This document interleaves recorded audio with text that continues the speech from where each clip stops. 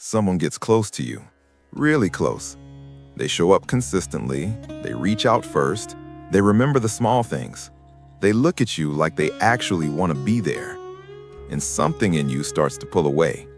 You don't decide to do it, you just notice it happening. A tightness in your chest, a sudden need for space, an irritation you can't explain. You start finding flaws that didn't bother you before. You stop texting back as quickly. You cancel plans. You pick fights about nothing. From the outside, it looks like self-sabotage, like you're ruining something good. But from the inside, it feels like survival, like something is closing in, like you need to breathe and you can't while they're this close. This is the pattern, the one that runs underneath your relationships, the one that activates the moment someone crosses an invisible line. Not a line they did anything wrong to cross, but a line your nervous system drew long before you knew it existed. You're not pushing people away because you don't want connection. You're pushing them away because connection, at some point, became linked with danger. When someone gets close, emotionally close, not just physically, your nervous system has to make a decision. Is this safe? Can I let this in? Or do I need to protect myself? For some people, closeness registers as warmth, as comfort, as home. But for others, closeness registers as threat, as exposure, as the beginning of something painful. And the body doesn't wait for your mind to figure out which one it is. It reacts first. It tightens. It withdraws. It creates distance before the conscious mind even understands why. That's what's happening when you pull away. Not a decision, a reflex, one that was built long before this relationship, this person, this moment. You learn this pattern somewhere, not from a book, from experience, from what happened when you let someone close before. Maybe closeness meant being controlled. Someone who loved you also smothered you. Their affection came with conditions, with expectations, with a loss of yourself. So now when someone moves towards you, part of you flinches. Maybe closeness meant being hurt. You let someone in, really in, and they left, or they betrayed you, or they saw you and used it against you. So now intimacy feels like handing someone a weapon. Maybe closeness meant being disappointed. The people who were supposed to be there weren't, present one day and gone the next. So now when someone shows up steadily, you don't trust it. You're waiting for the other shoe to drop, and part of you would rather leave first than be left again. You didn't choose this, you adapted to it. Your nervous system took notes on what happened when you were vulnerable, and it built a defense system accordingly. The problem is that defense system doesn't know the difference between then and now. It doesn't know that this person is different. It just knows the pattern. Closeness equals danger, so it pushes every time. It looks like losing attraction the moment someone becomes available. They were exciting when they were distant. Now that they're here, fully here, something goes flat. You tell yourself the spark is gone, but really your system just got scared. It looks like finding reasons to criticize, building a case against them, not because the case is real, but because your body needs a reason to justify the distance it's already creating. It looks like picking fights, creating conflict where there wasn't any, because conflict creates space, and space feels safer than closeness. It looks like emotional withdrawal, being there physically, but not really there. You're in the room, but you've left the building. It looks like running, ending things before they get too deep, finding an exit the moment it starts to feel like something real. This isn't cruelty, it's a nervous system doing exactly what it was trained to do. And the hardest part? It doesn't feel like fear. It feels like clarity, like finally seeing the truth, like realizing this isn't right for you. But it's not clarity, it's activation. Your body responding to an old threat dressed up in new clothing. There's a particular kind of loneliness that comes with this. You want connection deeply, that's not the issue. The issue is that every time connection gets close enough to actually touch you, something in you slams the door. So you end up in a loop. You crave connection, you find it, you destroy it, you grieve it, and then you crave it again. From the outside, it looks like you don't know what you want. But you do know what you want. You just don't know how to let yourself have it. And the people who try to love you, they get confused. They feel you pulling away and they don't understand.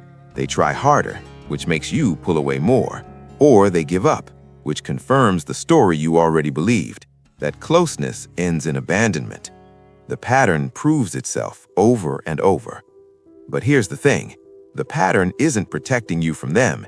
It's protecting you from something that already happened, something old, something your nervous system hasn't let go of yet. When you were young, you learned how relationships work.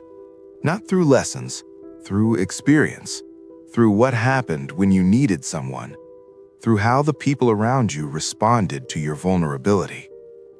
If closeness felt safe then, it probably feels safe now.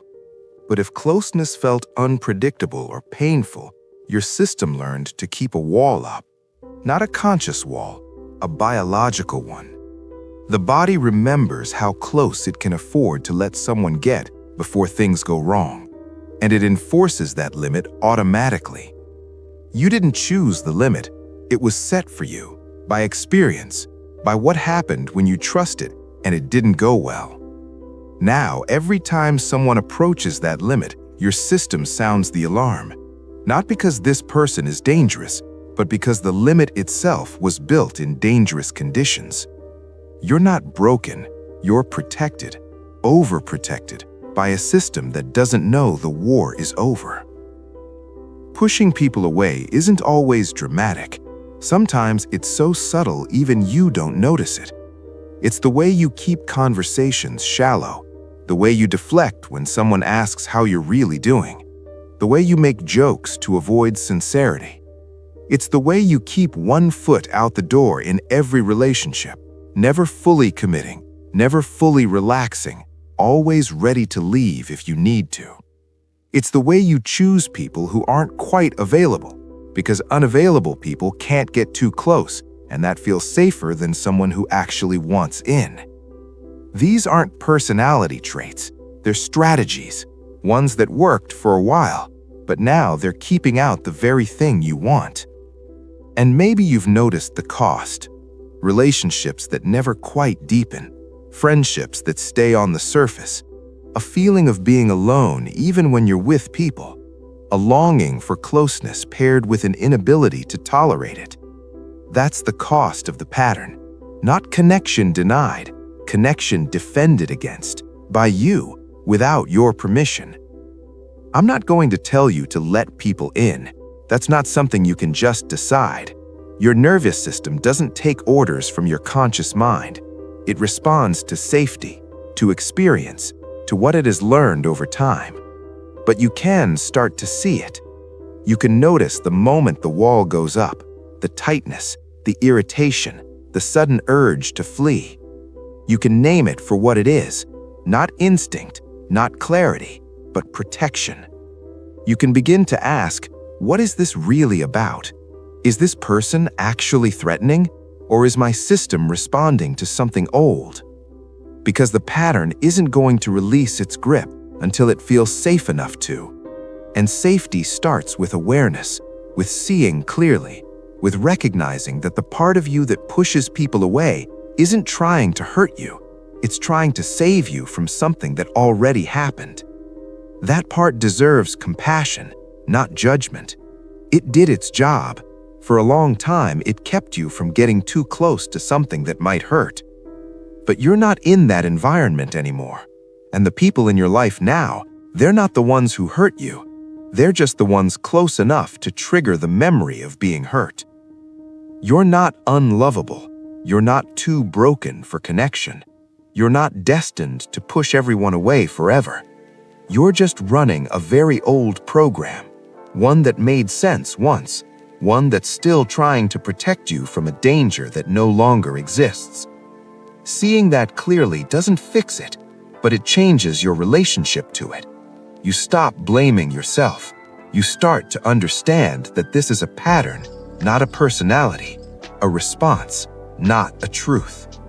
And maybe, slowly, with enough awareness, the pattern begins to soften. Not because you forced it, but because you finally understood what it was trying to do. That's not a fix. That's just the beginning of something different. Stop fixing. Start understanding.